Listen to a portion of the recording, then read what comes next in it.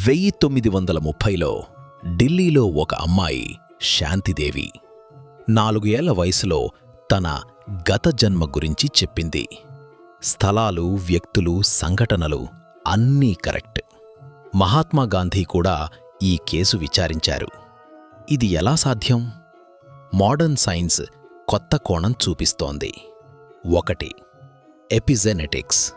మన అనుభవాలు డిఎన్ఏలో నమోదవుతాయి. హోలోకాస్ట్ బాధితుల పిల్లలకు కూడా ట్రామా జన్యువులు ఉన్నాయి. 2. Cellular memory. గుండె మార్పిడి తర్వాత రెసిపియంట్కి డోనర్ జ్ఞాపకాలు వస్తున్నాయి. 3.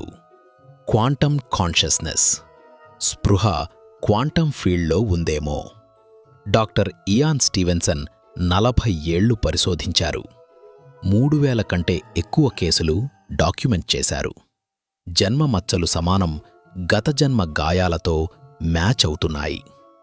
ఫిజిక్స్ చెబుతుంది, ఎనర్జీ నాశనం కాదు, రూపాంతరం. కాన్షియస్నెస్ కూడా ఒక ఎనర్జీ అయితే పునర్జన్మ అంటే మెమరీ ట్రాన్స్ఫర్ అయి ఉండవచ్చు. ప్రాచీన వేదాంతం, ఆధునిక క్వాంటమ్ ఫిజిక్స్ రెండూ ఒకే సత్యాన్ని వెతుకుతున్నాయి. మిత్ టు మ్యాట్రిక్స్ జర్నీ కొనసాగుతోంది.